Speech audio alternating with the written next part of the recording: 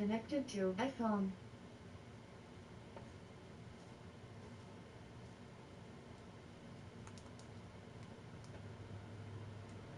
The creators of this new free app are hoping to make roads safer by making drivers better. Do you consider yourself... This seminar is about a very sticky problem.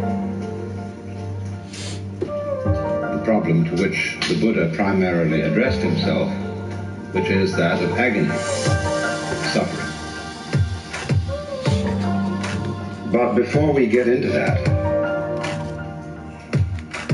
we have to be clear about certain basics. And these basics have to do not so much with concepts and ideas as they do with a state of mind.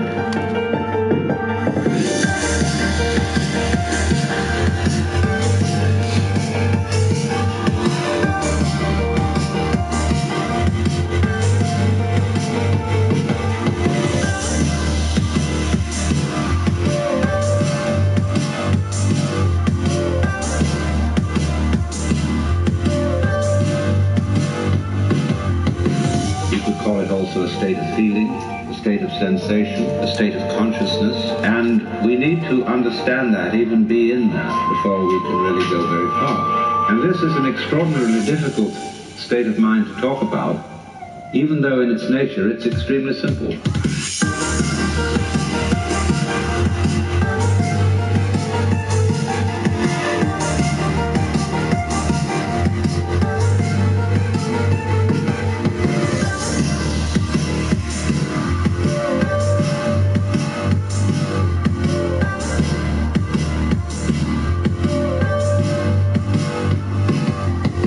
Because it is in a way like we were when we were babies,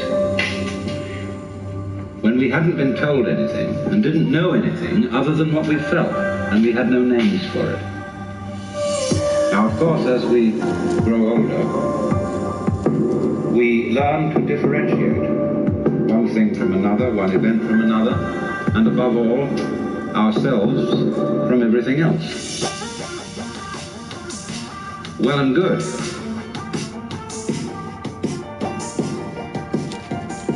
Provided you don't lose the foundations.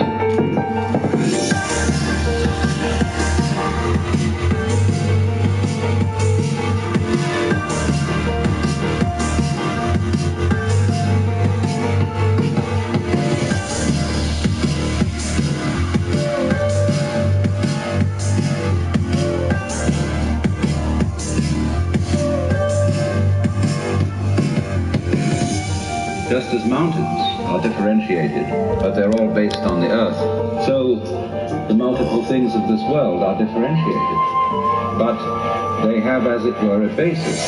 There is no word for that basis, not really, because words are only for distinction.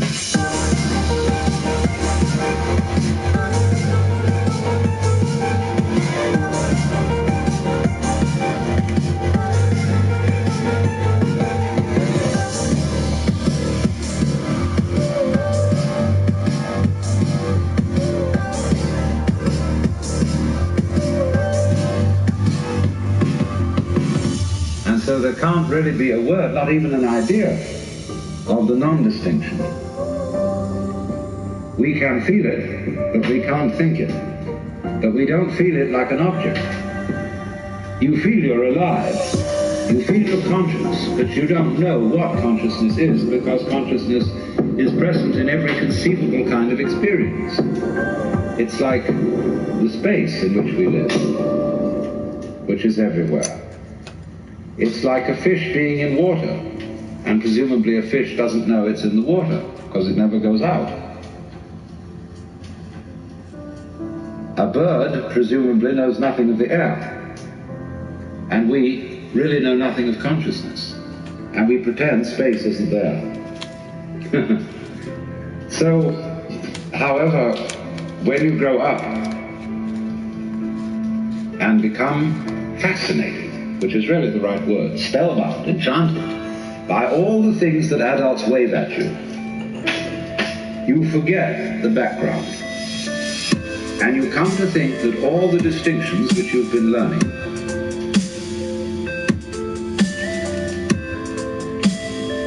are the supremely important things to be concerned with. What's up, yo? You become hypnotized, just in the same way as when the beak of a chicken is put to a chalk line, it gets stuck on that line. And so when we are told to pay attention to What are you getting into, man? we get stuck with it, and that's what the Buddhists call attachment.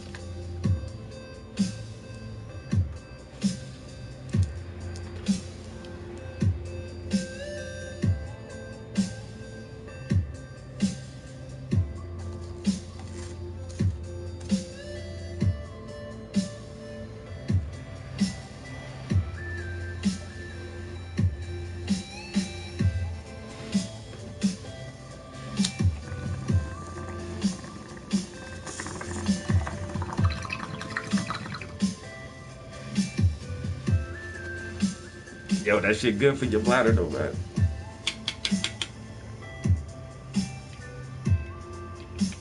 That shit good for your bladder, yo.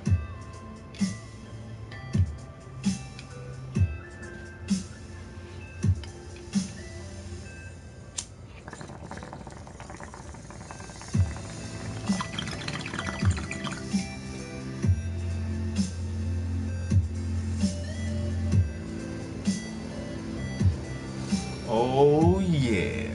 Damn. That shit good as fuck right there, yo. God damn.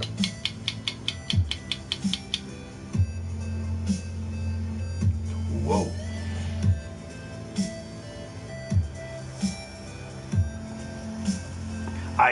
I am Groot. I am Groot. Damn, Trap, what the fuck wrong with you? Man, been eating all that ginger. I think I'm turning into a root. Turning into a ginger root, man. Nigga, is that leaves growing out your dread? What the fuck is that growing out your dreads, bro? Why you smell spicy? I am Groot. Attachment is exactly translated by the modern slang term hanger. It's a kind of sticking. Damn. Or what in psychology would be called blocking.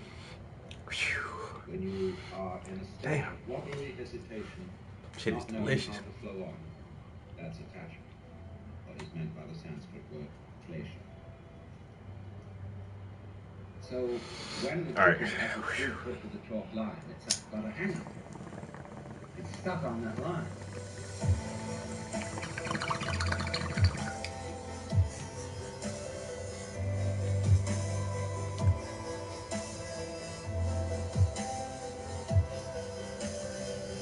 Shit.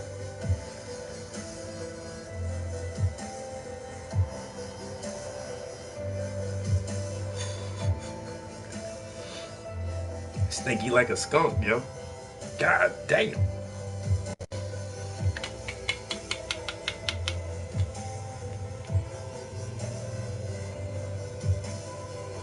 I want to congratulate whoever grew the shit. Congratulations, man. You did an awesome ass fucking job, bro.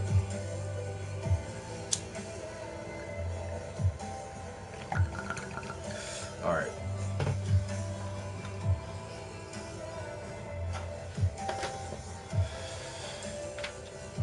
That shit tastes too good. I already know, like, it's gonna hit me in a minute. I'm gonna be like,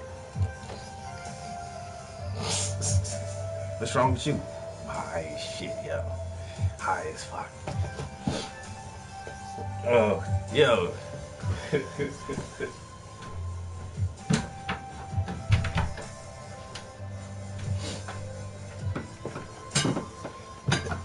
Oh man. So what it do? What it do?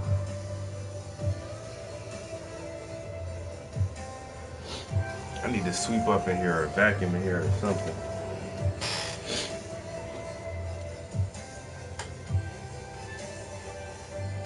Oh man. Alright, so now set this to the side.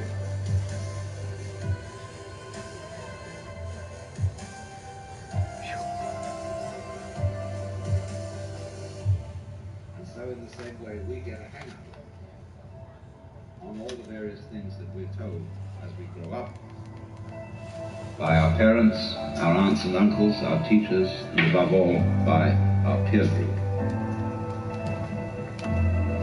And the first thing that everybody wants to tell us is the difference between ourselves and the rest of the world.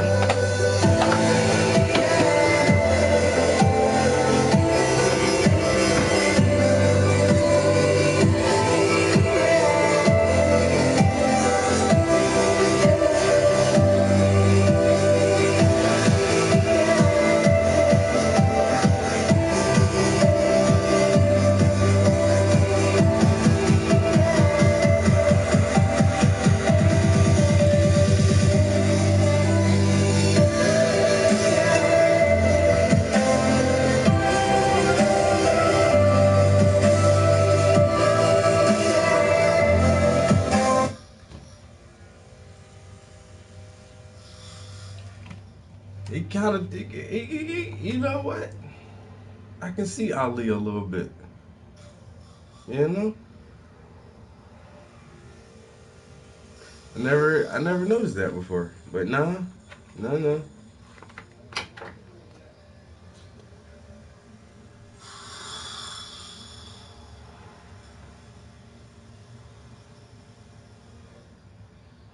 This is actually brother and sister.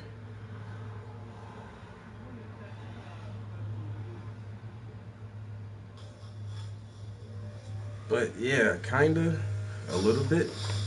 I wonder if anybody ever told him that, like, yo, you know you look like Ali a little bit.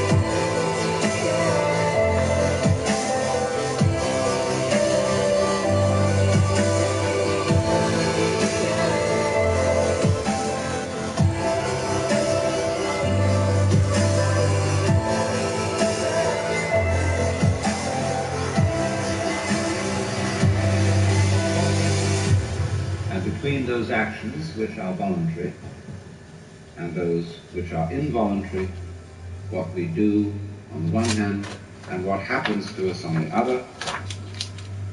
And this is, of course, immensely confusing to a small child, because it's told to do all sorts of things that are really supposed to happen, like going to sleep, like having bowel movements, like loving people, like not blushing, stopping being anxious, and all sorts of things like that.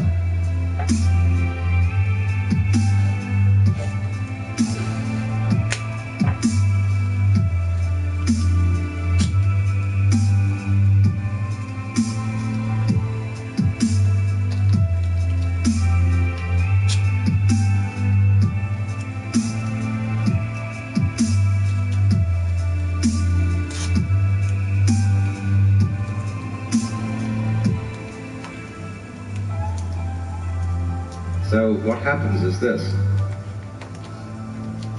The child is told in sum that we, your parents, elders and betters, command you to do what will please us only if you do it spontaneously. And no wonder everybody's completely confused. We go through life with that burden on us.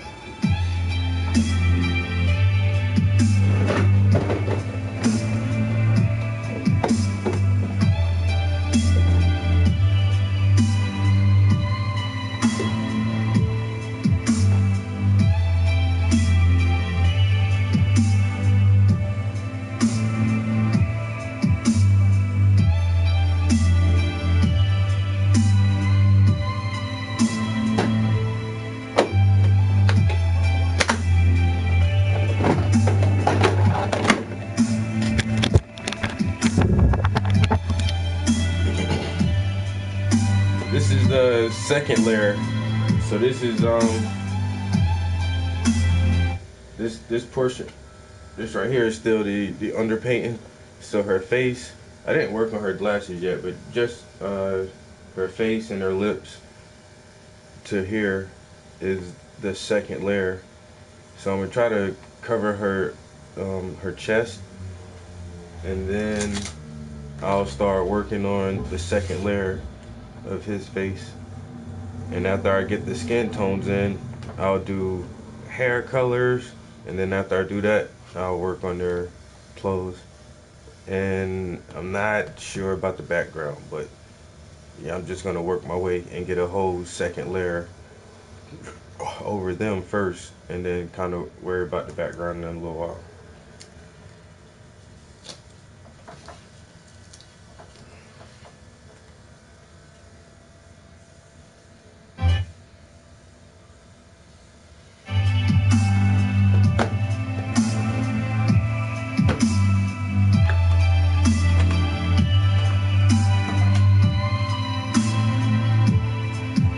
We therefore developed this curious thing. We developed a thing which is called an ego. Now I've got to be very clear to you what I mean by an ego. An ego is not the same thing as a particular living organism. For my philosophy, the particular living organism, which is inseparable from a particular environment, that is to say, from the universe as centered here and now, there's something real. It isn't a thing. I call it a feature of the universe.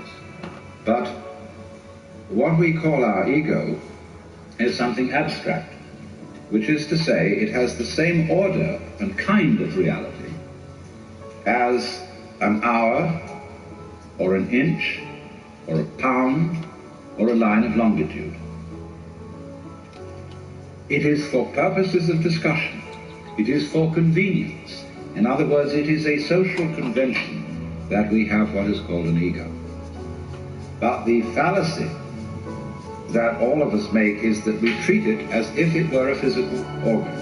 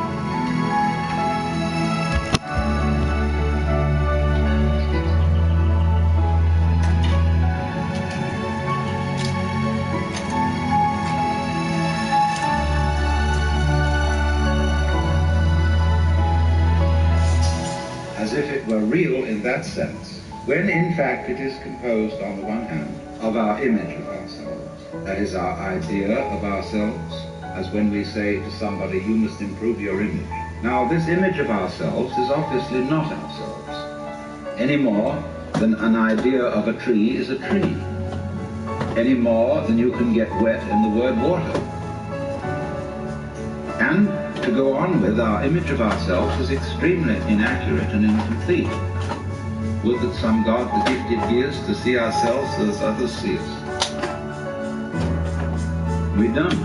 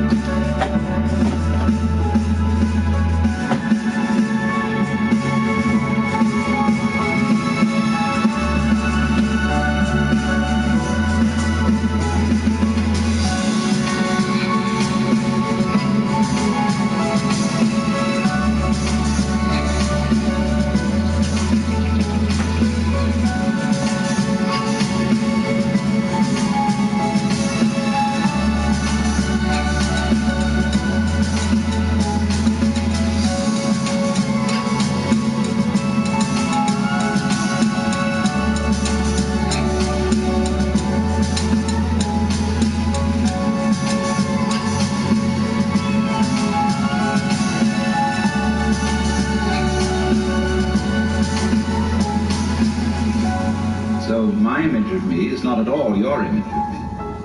And my image of me is extremely incomplete in that it does not include any information to speak of about the functioning of my nervous system, my circulation, my metabolism, my subtle relationships with the entire surrounding human and non-human universe. So the image I have of myself is a caricature.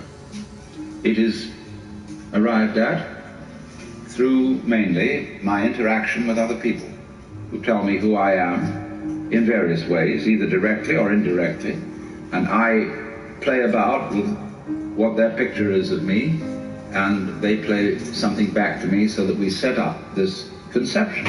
And this started very, very early in life. And I was told, you see, and you were told, that we must have a consistent image. You must be you. You have to find your identity in terms of image. This is an awful red herring. A lot of the current quest for identity among younger people is a search for an acceptable image. What role can I play? Who am I in the sense of what am I going to do in life, and so on.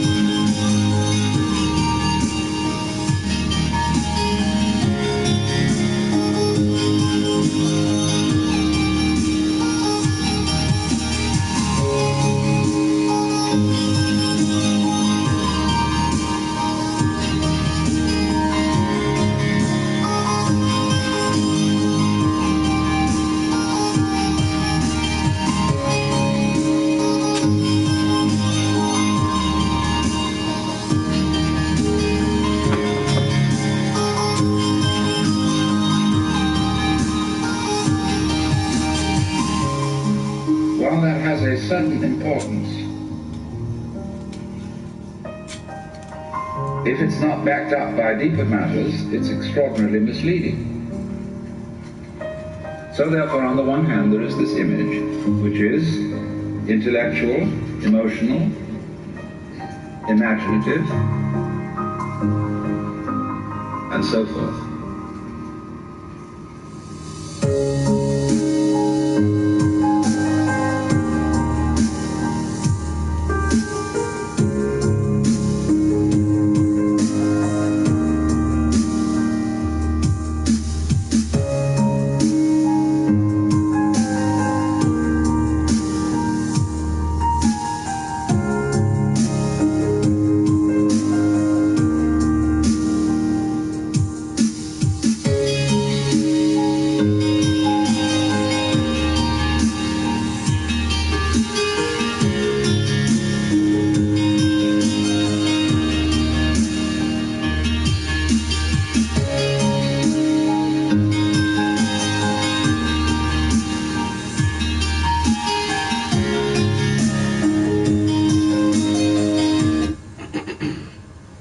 Just to let y'all know, man, this is some gangsta ass shit I'm listening to. You know what I'm saying? So don't get it twisted. You know what I'm saying? It's gangsta shit right here, hardcore, yo. You feel me? All right, I just had to clarify that. You know, nothing but real hardcore gangsta stuff over here, son. You know what I'm saying?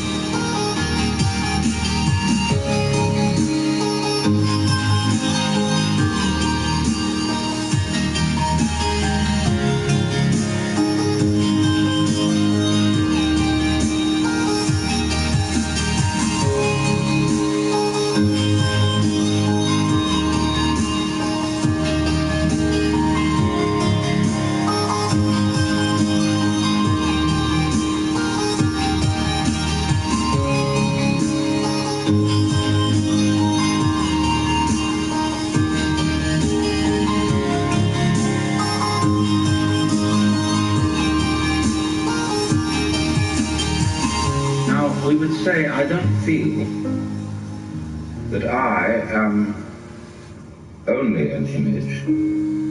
I feel there's something more real than that, because I have a sense of there being a particular sort of, how do we say, a center of something, some sort of sensitive core inside the skin. And that corresponds to the word I. Let's take a look at this. Because the thing that we feel as being myself is certainly not the whole body. Because a lot of the body can be seen as an object.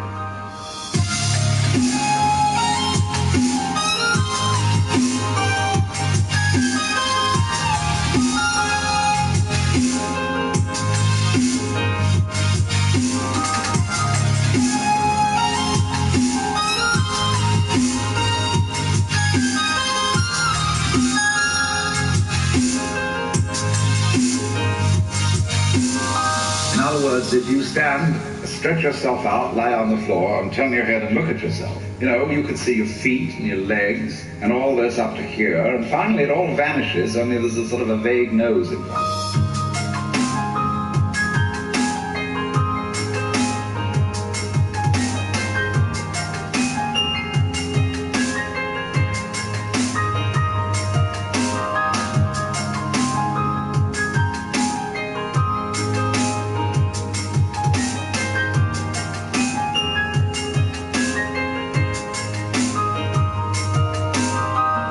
You assume you have a head because everybody else does.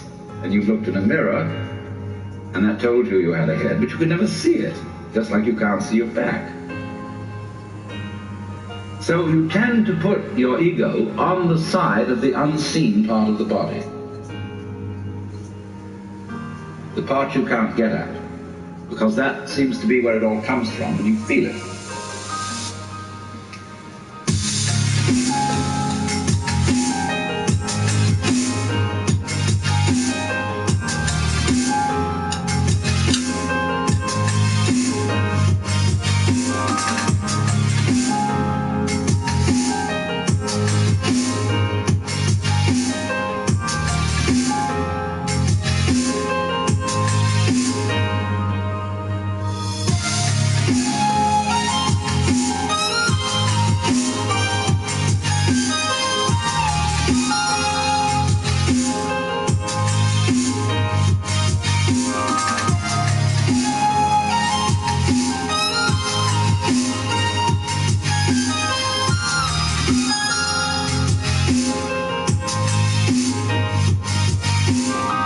But what is it that we feel? Because if I see clearly and my eyes are in functioning order, the eyes certainly are not conscious of themselves. There are no spots in front of them, no defects, in other words, in the lens or in the retina or in the optic nerves that give hallucinations. So also, therefore, if my ego, my consciousness is working properly, I ought not to be aware of it as something sort of there, being a nuisance in a way in the middle of things, because your ego is awfully hard to take care of. Well, what is it then that we feel? Well, I think I've discovered what it is.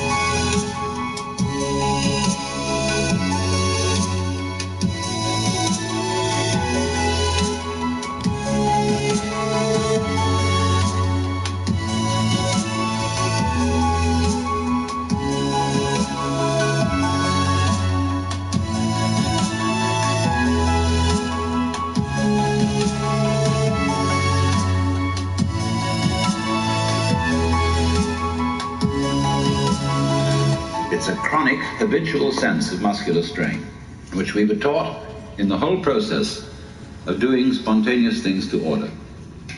When you're taking off in a jet plane, and the thing has gone rather further down the runway than you think it should have without getting up in the air, you start pulling at your seatbelt. Get this thing off the ground. Perfectly useful.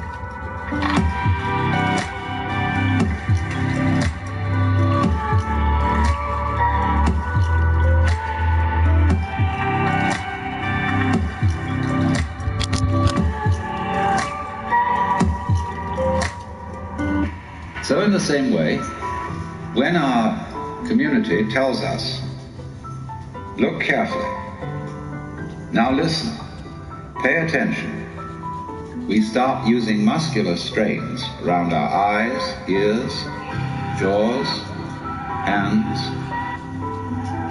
to try to use our muscles to make our nerves work, which is of course futile. And in fact, it gets in the way of the functioning of the nerves. Try to concentrate.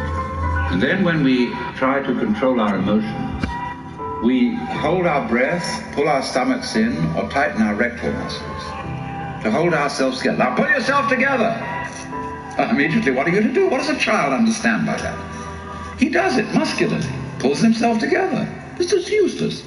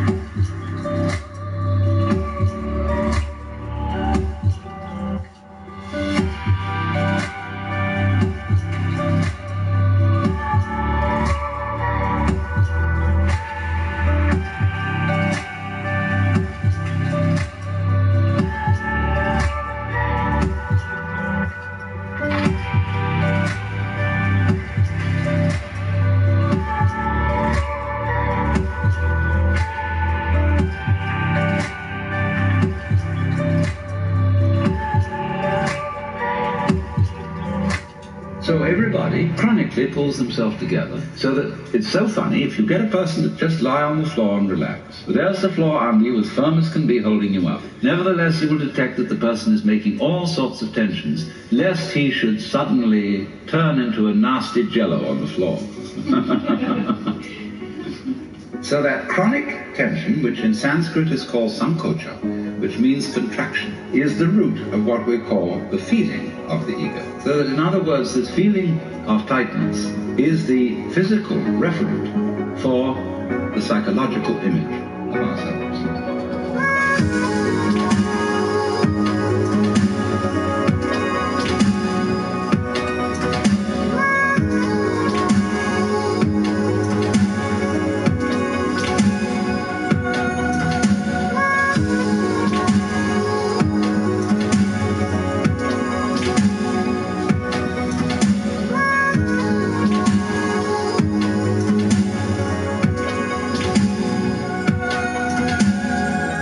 So that we get the ego as the marriage of an illusion to a futility.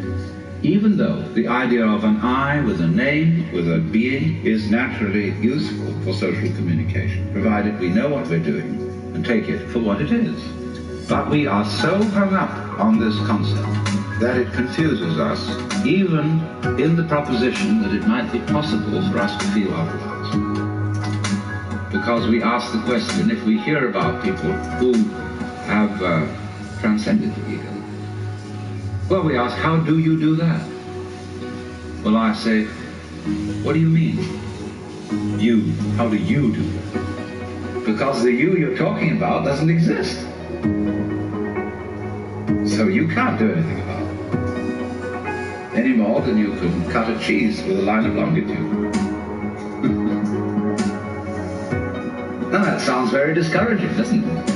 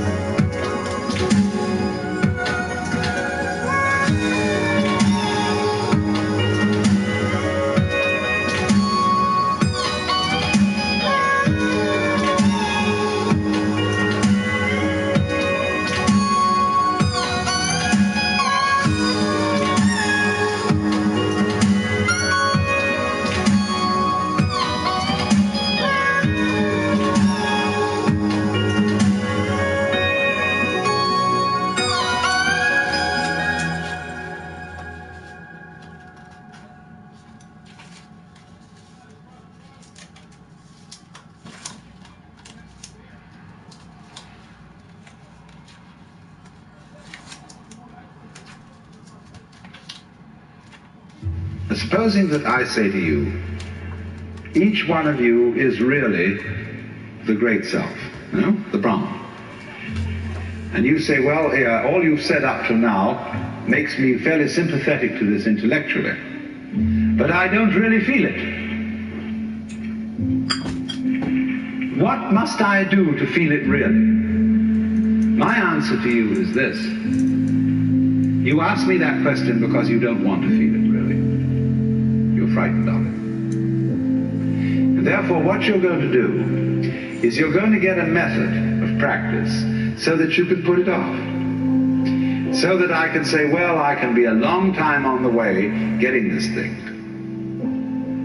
And then maybe I'll be worthy of it after I have suffered enough.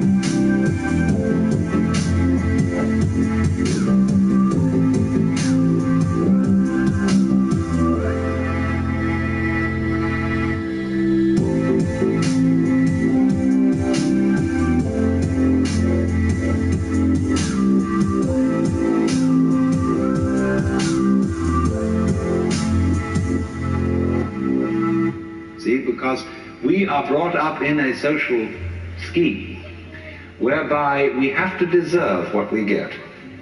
And the price that one pays for all good things is suffering. But all of that is precisely postponement, because one is afraid here and now to see it.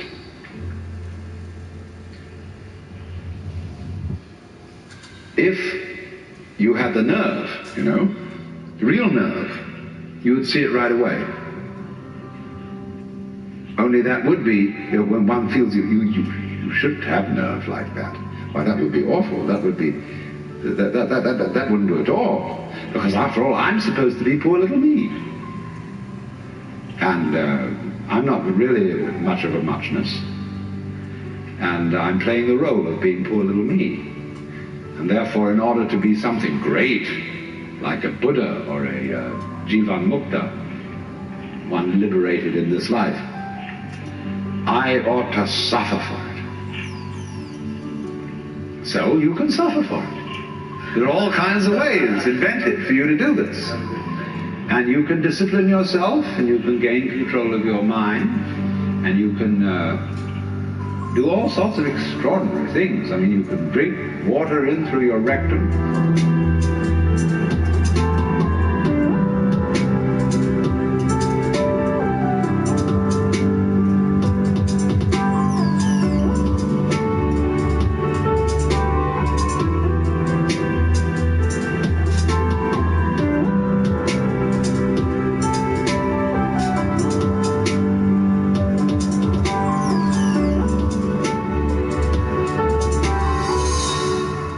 Do the most fantastic things. But that's just like being able to run the 100 yards in 9 seconds, or push a peanut up Mount Tamalpais with your nose, or any other kind of accomplishment you want to engage in. There's absolutely nothing to do with the realization of the self. The realization of the self fundamentally depends on coming off it. You know, the sort of, when we say to people who put on some kind of an act, we say, oh, come off it. And some people can come off it. They laugh and say, they suddenly realize, you know, they were making fools of themselves, and they laugh at themselves and they come off it. So in exactly the same way, the guru, the teacher, is trying to make you come off it. Now, if he finds he can't make you come off it, he's going to put you through all these exercises, so that you, at the last time, when you've got enough discipline, enough suffering, and enough frustration, you'll give it all up and realize you were there for the beginning and there was nothing to realize. But the guru is very clever. He says, all right, if this is the way you have to go, this is the way you have to go. You asked for it. You came to me, I didn't invite you see, the guru says. You came to me and said, I want to learn yoga. Well, he said, yoga is union. You're Tattvamasi, you know, you're that. Well, no, you say, I'm sorry, I don't understand that, because I only get it intellectually, I don't feel it.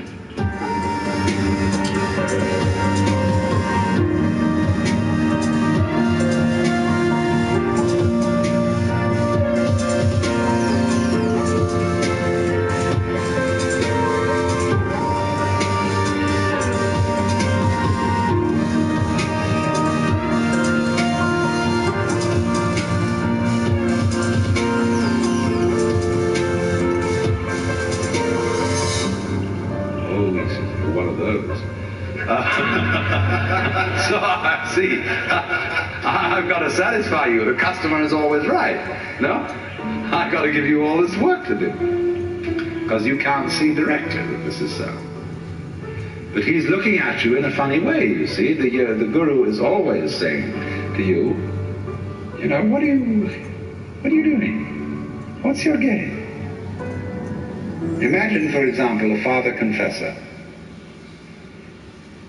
And you feel terribly guilty that you've committed murders and robberies and adulteries and fornications and all kinds of arson and injury to people and financial shenanigans. And you go to this man and say, I am a terrible sinner. He says, really? He says, I have murdered somebody. He says, how many times? And you think, oh, good Lord, this man doesn't realize how awful I am. And you recite all these things, he's perfectly calm. And then you say to him, well, you don't seem to be very shocked. He said, you haven't confessed any serious sins. He said, what do you mean by serious sin? Well, he said, what do you think?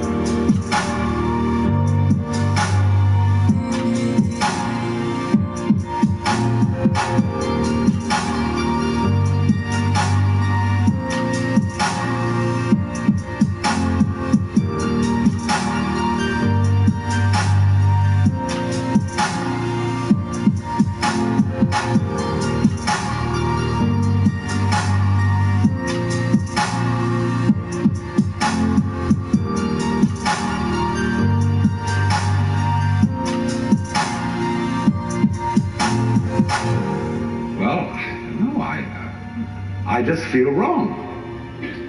I just feel there's something in the basis of me that tells me that I am not what I ought to be. Could it be that I am spiritually proud? That I am egocentric? No, that's not. It's very usual. This is quite ordinary sin. But he says you are guilty of something really terrible. And what could that be? Well, I have no idea. Now he says, come on. Go deeper. What is the real sin? You think, what, me? I, little me, could do something worse than murder, worse than spiritual pride? Does little me? I mean, I'm a reasonably well-intentioned person. What could that be?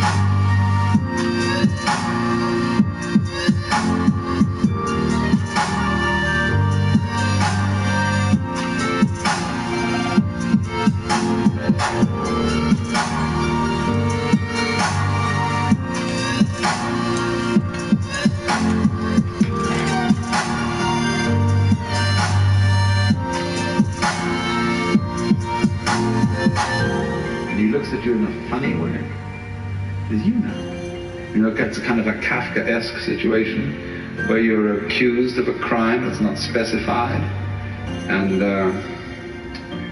yet the accuser says, you jolly well know what you've done. Of course, we can't mention it. Because, it's like those laws that are on the books in the state of California and several other states where people are accused of the abominable crime against nature. Nobody knows what it is. I mean, it can't be mentioned. It's too dreadful to be talked about. So this guy does the same thing, but it's in a different dimension. You've done it, huh? Now what did you do? See, the real crime is that you won't admit you're God.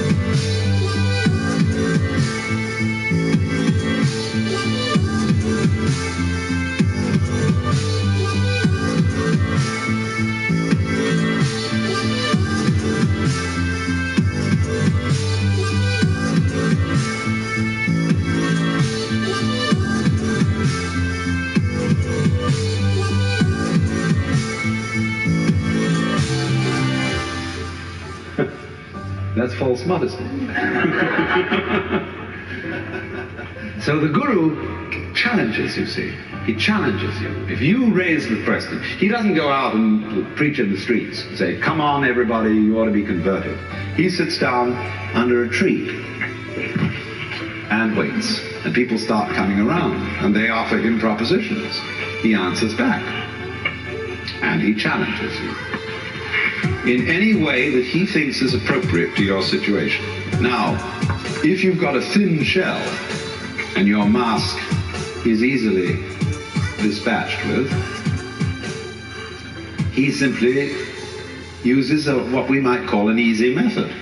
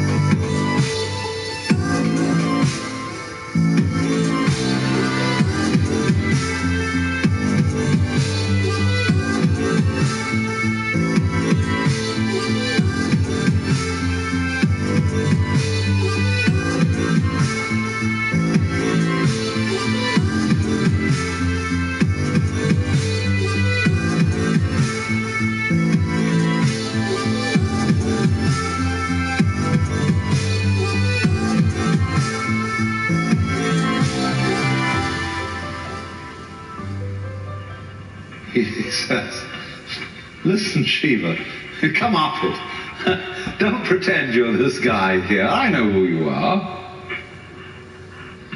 And the guy sort of twinkles a bit and says, well, I guess you're right. But the people aren't like that. They have very thick shells. And so he has to invent ways of cracking them. So here's how it goes.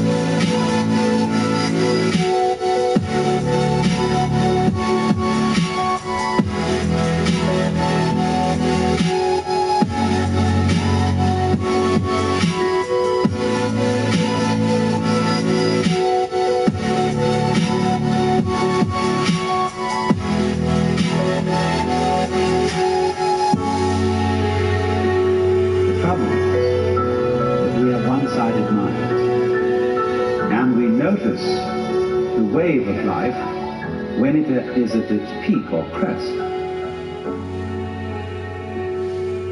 We don't notice it when it's at the trough, not in the ordinary way. It's the peaks that count. Take a buzzsaw. What seems important to us is the tips of the teeth. They seem to do the cutting, not the valleys between the teeth. But do you see, you couldn't have tips of teeth without valleys between them. Therefore the saw wouldn't cut without both tips and V-shaped valleys.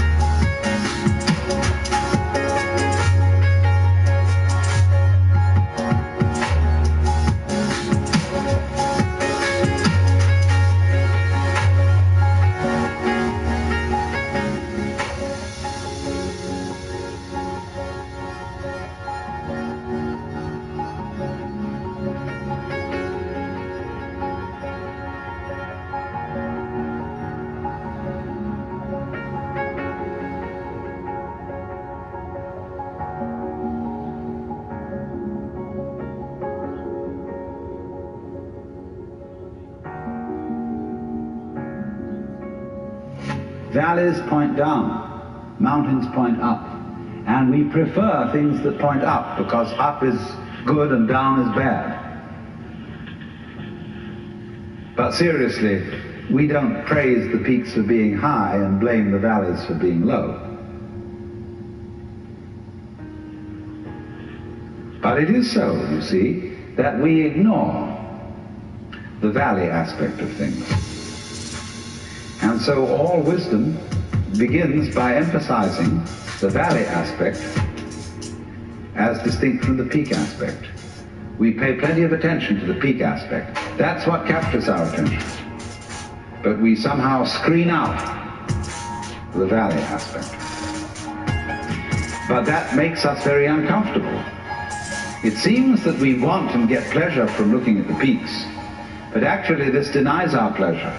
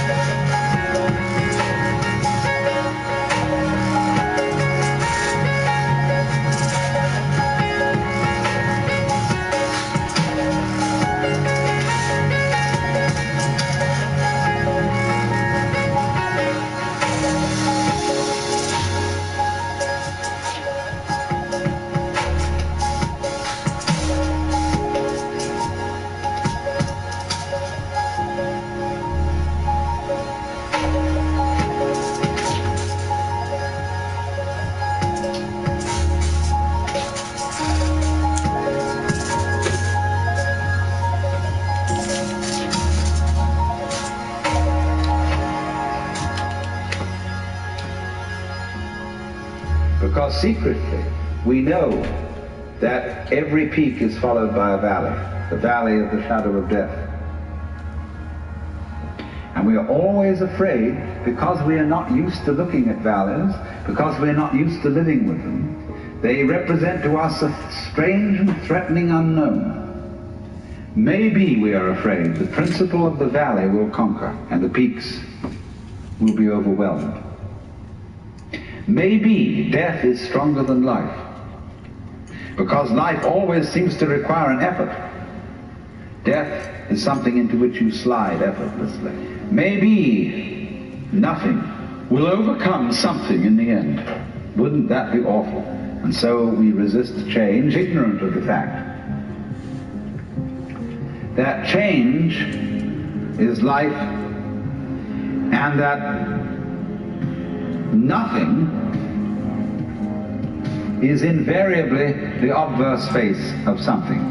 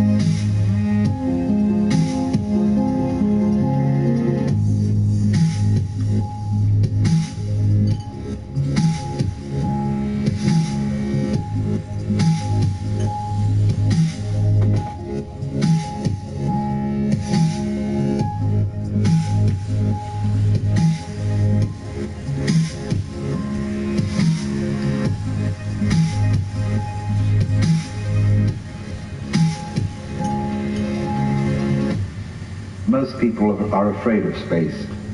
They ignore it and they think space is nothing. Space and solid are two ways of talking about the same thing.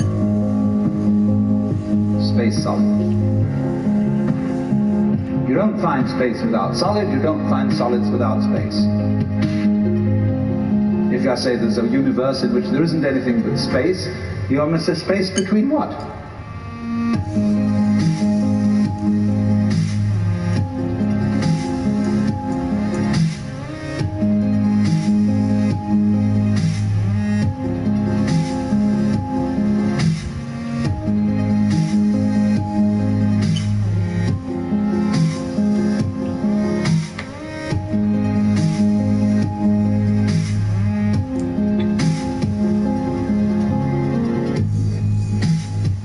With you guys in 1 minute. Space is related. I'm hungry as shit. It's almost done though. That's almost done. And it always goes together with solid, like back goes with front. But the divisive mind ignores space. And it thinks that it's the solids that do the whole job, that they're the only thing that's real. That is, to put it in other words, conscious attention ignores intervals, because it thinks they're unimportant. It's considered music. When you hear music, what you really hear when you hear melody is the interval between one tone and another. The steps, as it were, on the scale. It's the interval that is the important thing. So in the same way, in the intervals between this year's leaves, last year's leaves, this generation of people and that generation, the interval is in some ways just as important, some ways more important than what it's between. Actually, they go together. But I say the interval is sometimes more important because we underemphasize it, so I'm going to overemphasize it as a correction.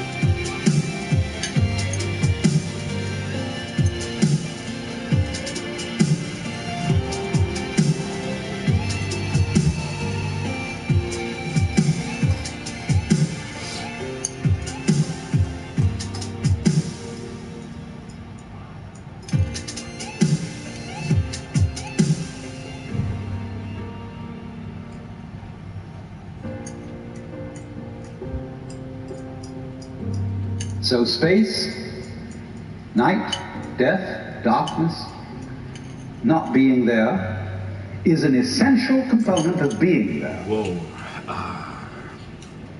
You don't have the one without the other, just as your buzzsaw has no teeth without having barriers between the tips of them.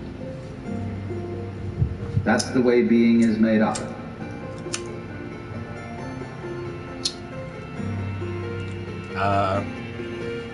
What I was eating was excuse me, some vegetable stir fry over rice, over some Carolina jasmine rice to be exact. The stir fry was 3 different kind of peppers, 2 different kinds of onions, celery, cauliflower, olives, green olives,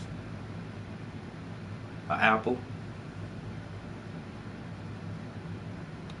Then I used some sweet ginger teriyaki stir fry sauce, and I put a little bit of white cooking wine in it, and a few pieces of ginger root. In the rice, I put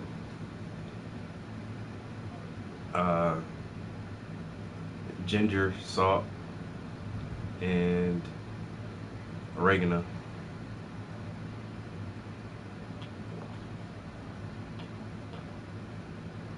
I'll also put basil on the vegetables. That shit was slamming. Vegan life, vegan life.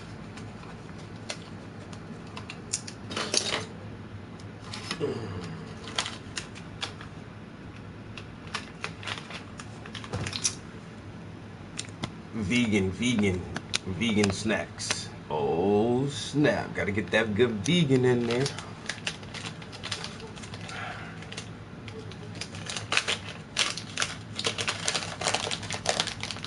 And these little things are delicious.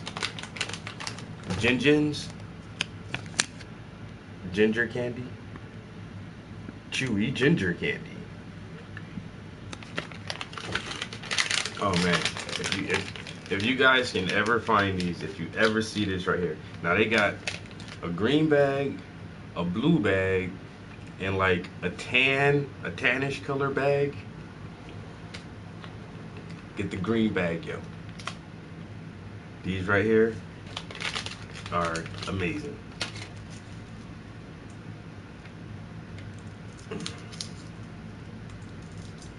And it's like really sticky taffy, yo. And they say chewy, they ain't lying about that shit, yo. This fucking taffy is sticky as shit, yo.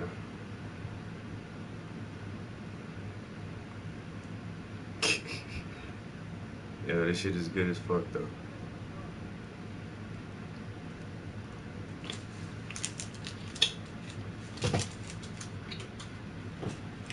Oh, yeah. That's what I'm talking about. Vegetable stir fry for lunch. With some of that good H2O. Some ginger candies.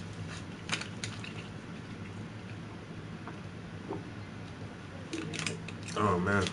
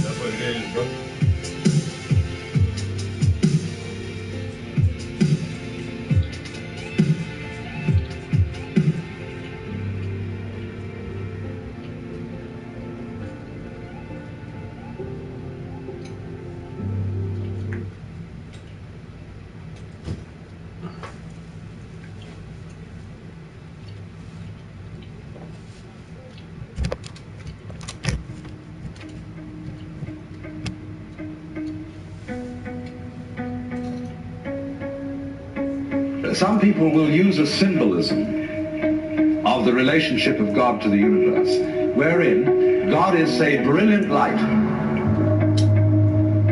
only somehow veiled,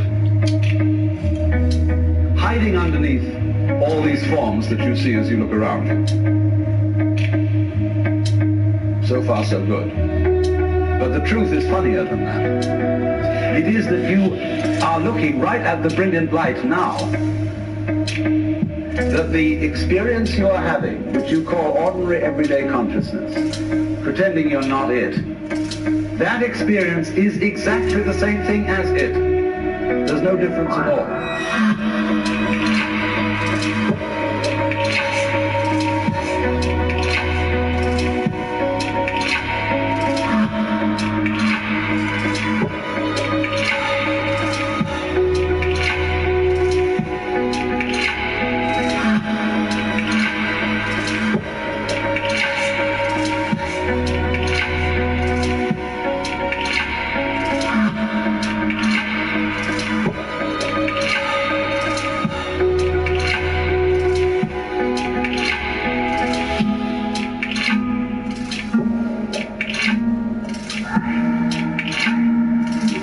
That's the great discovery.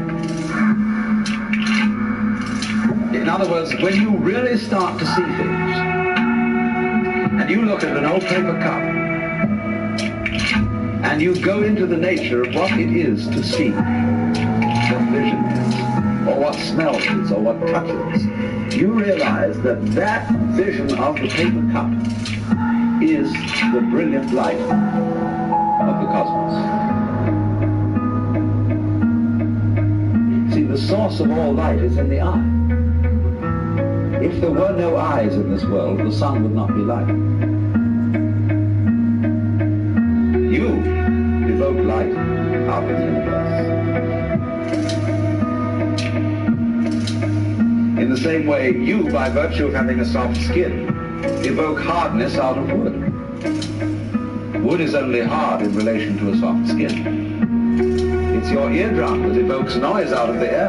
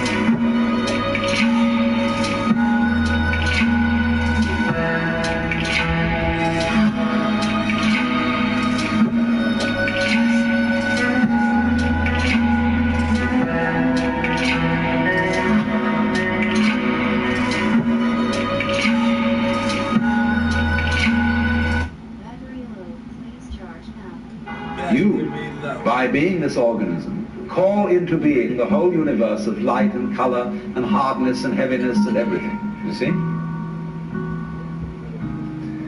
But in the mythology that we've sold ourselves on during the end of the 19th century, when people discovered how big the universe was, and that we live on a little planet in a solar system on the edge of a galaxy, which is a minor galaxy, everybody thought, we're really unimportant after all. God isn't there and doesn't love us, and nature doesn't give a damn. And we put ourselves down, see? But actually, it's this little funny microbe, tiny thing, crawling on this little planet, that's way out somewhere, who has the ingenuity, by nature of this magnificent orchestra, to evoke the whole universe out of what would otherwise be mere quanta. There's jazz going on. But you see, this little ingenious organism is not merely some stranger in this. This little organism on this little planet is what the whole show is growing there, and so realizing its own presence.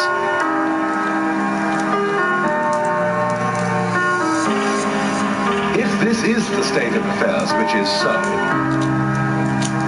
and if the consciousness state you're in at this moment is the same thing as what we might call the divine state,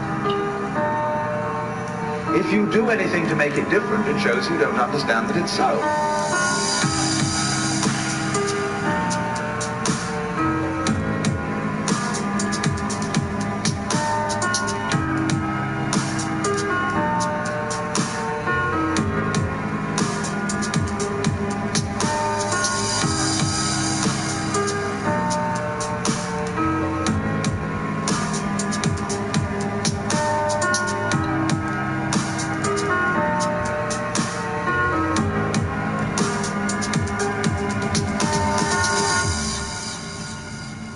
you are getting in your own way.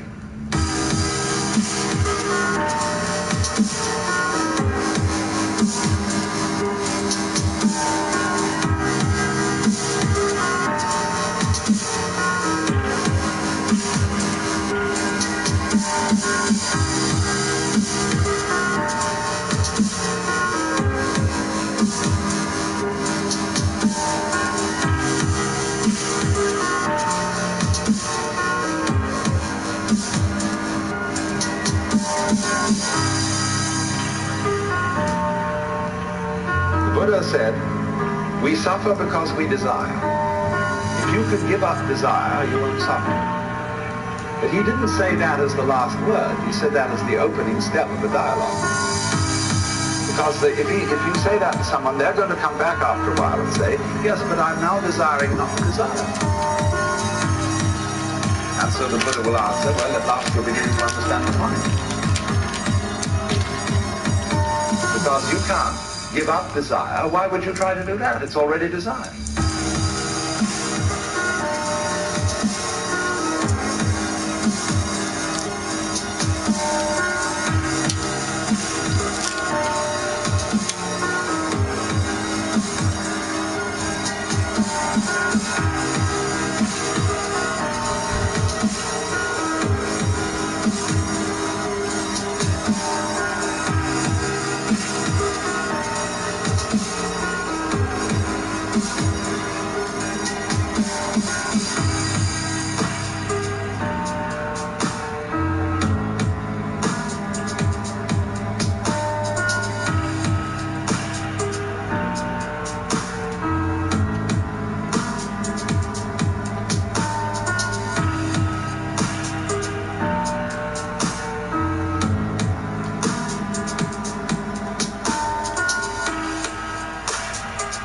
So in the same way, you say, you ought to be unselfish, or to give up your ego. Let go, relax. Why do you want to do that? Just because it's another way of beating the game, isn't it? The moment you see you hypothesize that you are different from the universe, you want to get one up on it. But if you try to get one up on the universe, and you're in competition with it, it means you don't understand you are it. You think there's a real difference between self and other.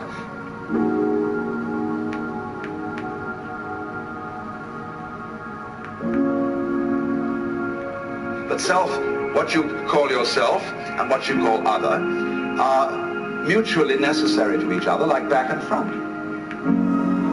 They're really one. But just as a magnet polarizes itself in north and south, but it's all one magnet, so experience polarizes itself as self and other, but it's all one. So if you try to make the North Pole get the mastery of it, or the South Pole get the mastery of the North Pole, you show you don't know what's going on.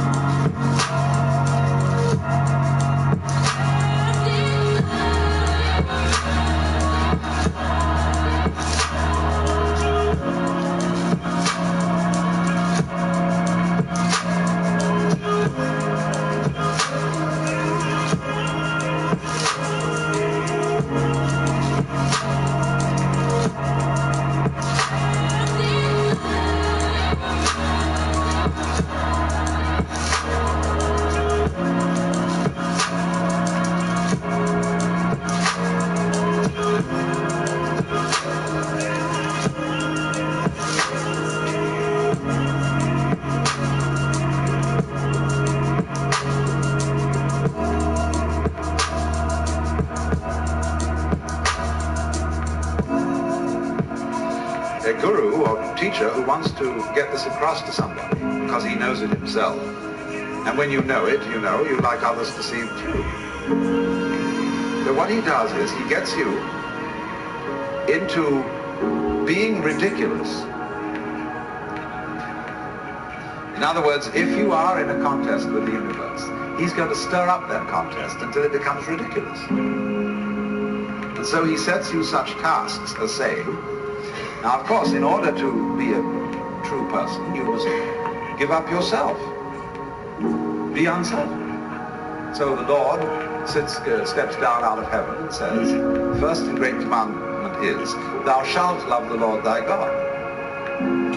You must love me. Well, that's a double blind.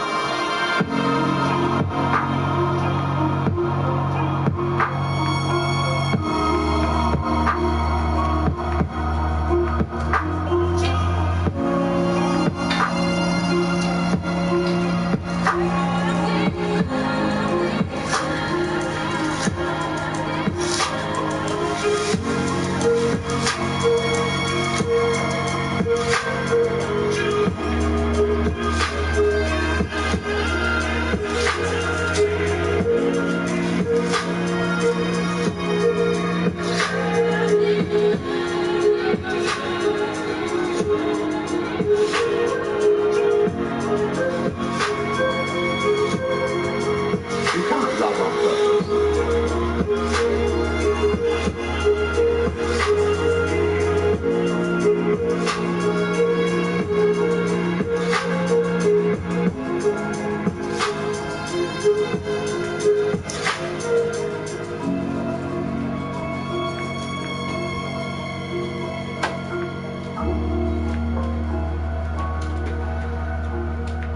You can't be sincere purposely.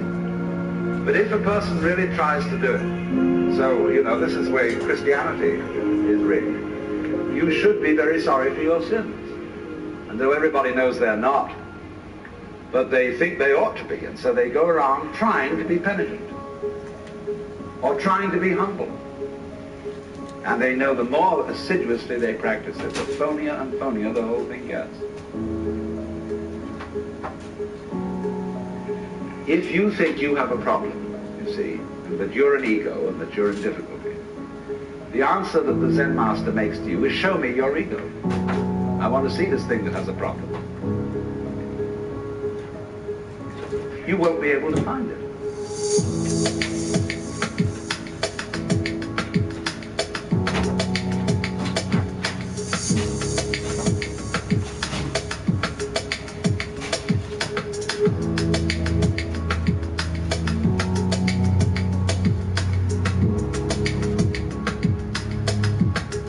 Yo, Chris, what up, bruh?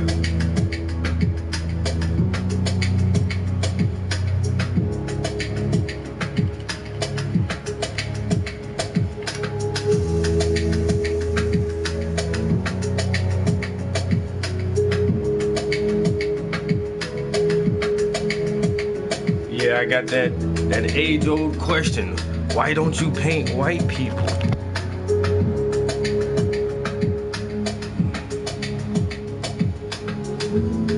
This is The only thing, way though. you'll know it isn't there is if you look for it hard enough. And I say this all the time.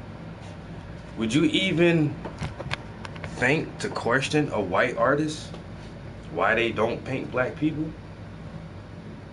Because I'm not aware of too many white artists who only paint people of color. That's the only thing they paint. It's just people of color. Never paint white people. It's kind of weird, you know? But just because I like painting mostly black people, people like, oh, are you racist? Because you don't paint white people. Why do I even have to paint white people at all? There's plenty of white artists who are already doing that. You know, white artists can paint thousands of paintings of white people and nobody would ever question them. Why don't you paint black people? But if a black artist consistently overall paints ethnic people of color, he gets that question, are you racist? Because I don't ever see you painting white people. You know?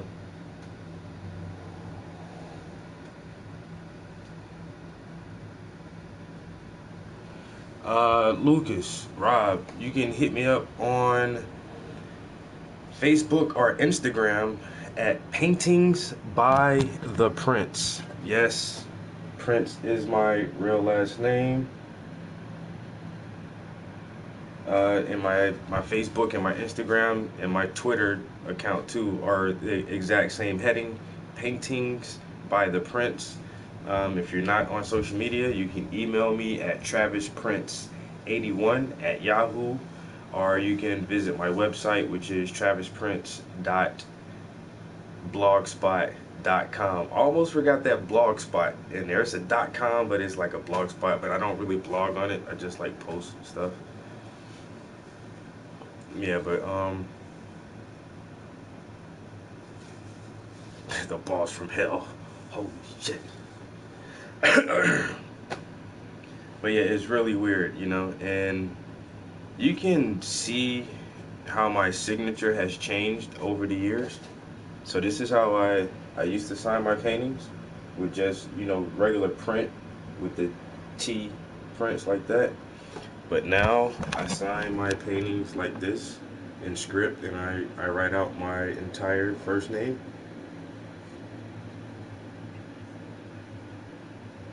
So yeah, this is a pretty old painting. Yo, boss, that's what it is, yo. Appreciate the sub. You know what I'm saying? I be on as much as I can, and I'm always throwing out some new art and chilling with some good education. So yeah, I mean, years ago, I would paint anything, but then the more I'm consistently in the art community and going to galleries and museums and shows and fairs and stuff like that, I see the lack of black art. And then it's weird because you have to call it black art, because if you take the black off of it, it's just art. Well, no, that makes people think of Europeans and white art. So you have to specifically say black art, and that's a fucking shame in itself, you know. But not being able to see people of color throughout galleries and museums is frustrating to me. So yeah, for the past couple of years, for my own personal projects that I do for myself, I don't paint white people. There's enough of it out there. I've painted several paintings of white people, you know, so I don't know what else to tell you. Like, you know, I paint white men several times, and they look, you know, they're good paintings, but I don't do that anymore. You know, on to other stuff.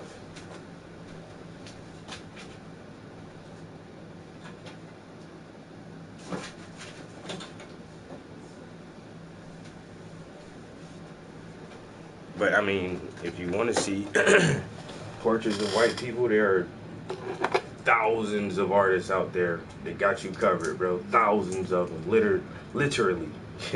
You can go on Pinterest or whatever, Etsy or DeviantArt, or you know, any artistic site, or Facebook or whatever. There's thousands of them. Only paint, you know, white people. So I don't know.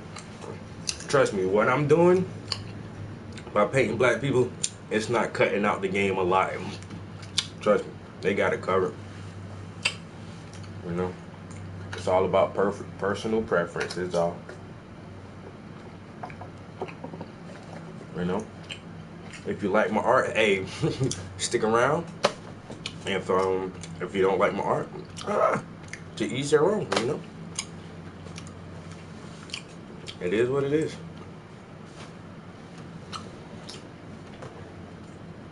But this is actually a commission that I'm working on. That's a commission as well. I just completed that yesterday. I'm gonna let it dry for a few days before I varnish it and ship it off to Virginia. So the guy in the painting, his mom had me do that for her.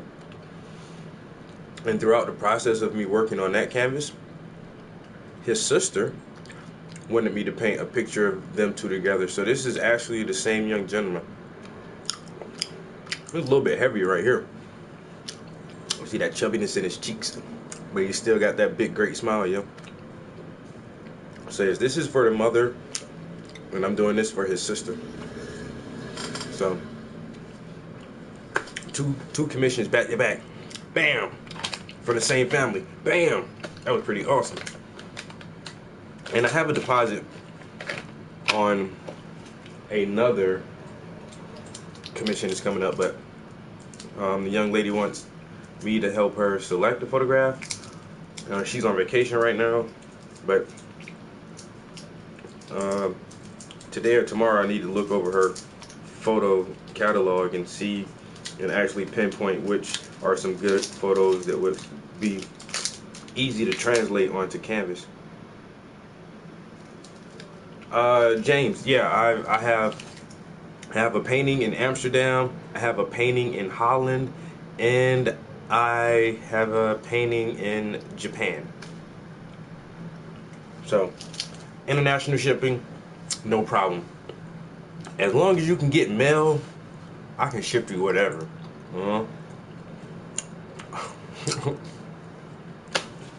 The boss. The boss from hell, though. Damn, bro. Bosses are already, you know, that guy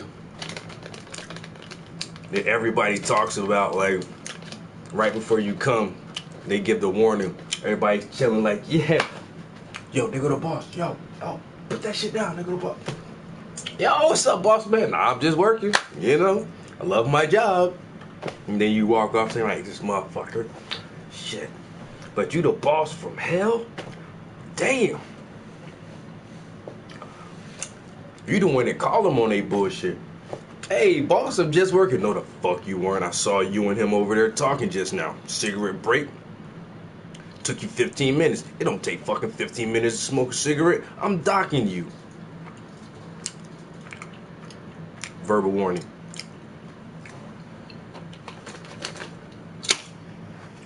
Damn. This motherfucker the boss from hell.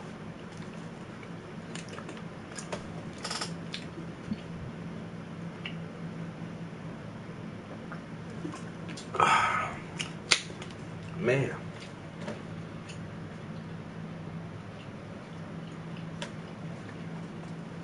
Docking you 5 minutes. Really though?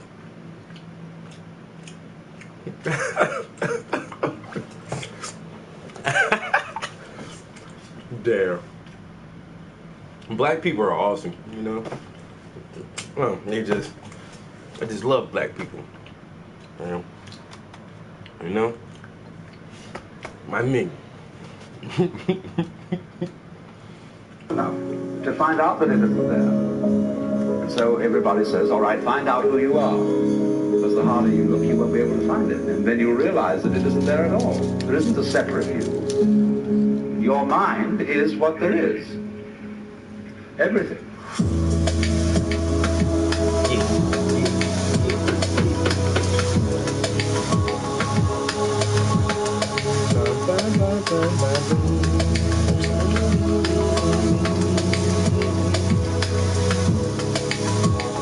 Oh, you gonna like paintings now?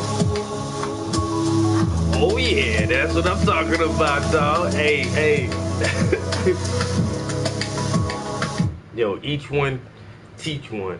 Each one reach one. That's all I'm here to do, man. Just cause you stop by a stream that is titled Art and Education, you know what I'm saying? You're already on the verge, man. You're already on the verge. But art is good, man. You know what I'm saying? That shit good for your soul, man. That shit good. That shit good for your life. That shit good for your consciousness, man. Art. You know what I'm saying? Art imitates life. Life imitates art. I got some good art for you too, man. Go by my my Instagram, yo. Check out my stuff, man. Got good art for you, man.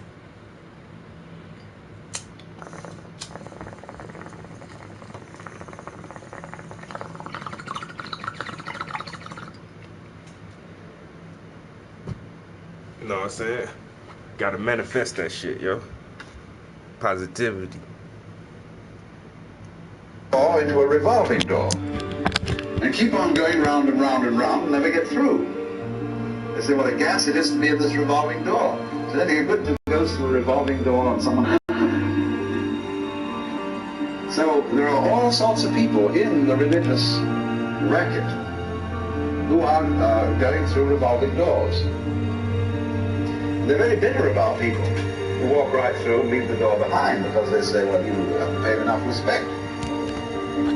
You must really understand religious one-upmanship. It's a tremendously important thing. And don't be caught out by this.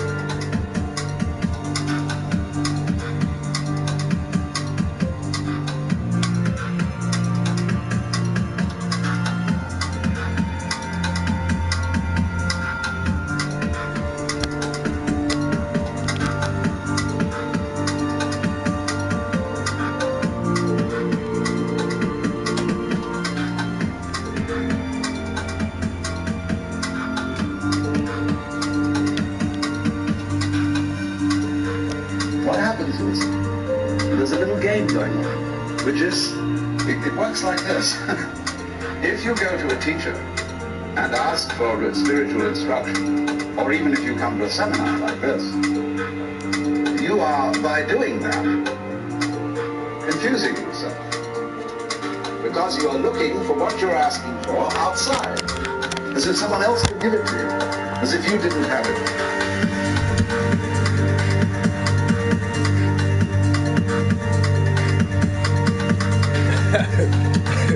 Damn. That's I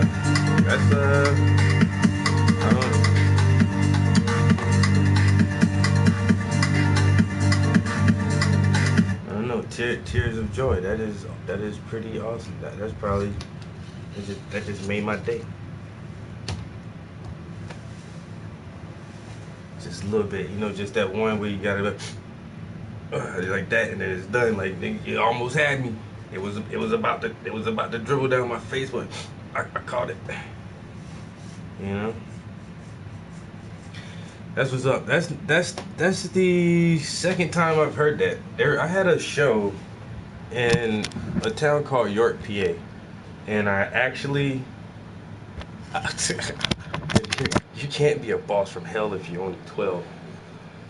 But I had this show in a town called York, and I didn't actually make it to the show because it's like a 2.5-hour drive, and I don't know, whatever went on that day, I think I overslept, and then if I would have attempt to make it down there, I would have made it like with 45 minutes left. So I was like, screw it. But anyway, the next day after the opening reception, the gallery owner was posting a lot of pictures and stuff on social media and made a comment saying that I can't remember the exact words, but they used a word that was more than one. They said several people or a few people or something to that effect actually cried from viewing my art, and just the emotions that they felt from my art actually brought tears to their eyes. And I was like, that is what I'm seeking. That is what I seek. Fame, fortune, okay, whatever. Can I inspire you? Can I make you actually feel something that you weren't feeling before you saw my art? You know what I'm saying? And feelings like that actually last for a long time, and I want to initiate those feelings in people, those emotions. So I feel like I have accomplished something today, even from a 12-year-old.